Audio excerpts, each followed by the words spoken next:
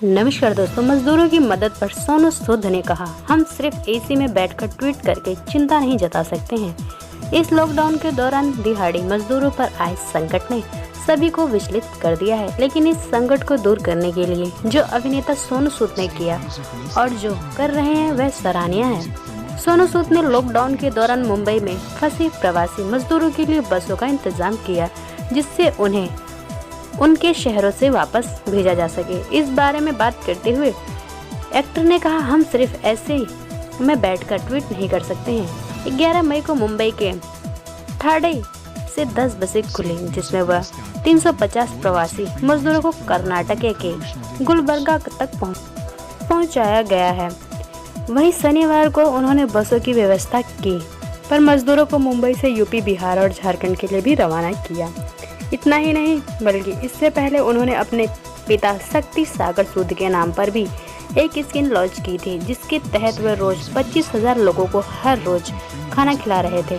सोनू सूद पंजाब के एक्ट्रेस को 1,500 PPI kits donate कर चुके हैं। साथ ही उन्होंने रमजान के मौके पर भिवड़ी के हजारों प्रवासी मजदूरों के लिए भोजन का इंतजाम भी किए हैं। इस बारे में INS ने बात करते हुए कहा, एक्ट्रेस ने कहा, मुझे लगता है कि यह मेरा कर्तव्य है कि हम प्रवासी मजदूरों की मदद करें। हमने प्रवासियों को अपने परिवारों और बच्चों के साथ रास्ते पर चलते देखा है। हम सिर्फ AC में बैठकर ट्वीट नहीं कर सकते हैं। हम तब तक अपनी चिंता नहीं दिखा सकते जब तक हम उनसे एक नहीं बन जाएंगे। जब तक हम सड़कों पर नहीं जाते तब तक उनका ये भरोसा नहीं होगा कि कोई व्यक्ति उनके लिए खड़ा है। इसलिए विभिन्न राज्यों में अनुमति के साथ उनकी मदद के लिए काम कर रहा हूँ। एक्ट्रेस ने बताया, अब मुझे सारे मैसेज और सैकड़ों ईमेल रोज मिलते हैं जो कहते हैं कि ये यात्रा कराना चाहते हैं और मैं सुबह शाम तक इनके लिए काम कर रहा हूँ। इस लॉकडाउन के दौरान ये मेरा एकमात्र काम बन गया है। मुझे इतनी संतुष्टि मिल रही है जिससे मैं शब्दों में बयां नहीं कर सकता।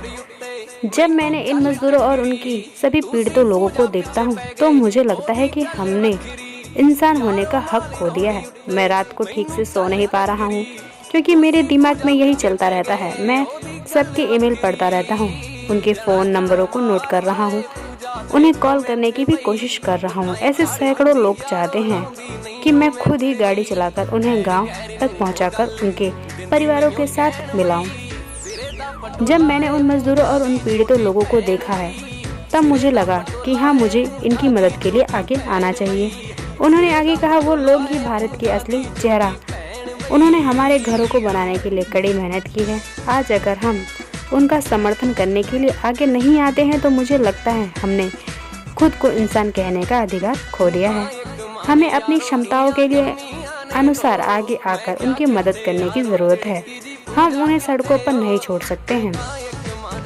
आपको विश्वास नहीं होगा कि मेरा फ़ोन लगातार बजता रहता है। मुझे लोग पीपीआई किट्स, राशन वगैरह के लिए भी कॉल और मैसेज कर रहे हैं। हम भोजन की आपूर्ति कर रहे हैं। मुझे लगता है कि यह हर भारतीय का कर्तव्य होना चाहिए और प्रवासी श्रमिकों की किसी भी तरह से मदद करें। यह समय भी गुजर जाएगा। हमें एक साथ खड़े होकर यह निश्चित करने की आवश्यकता है कि इस देश में कोई भी खाली पेट नहीं सोएगा।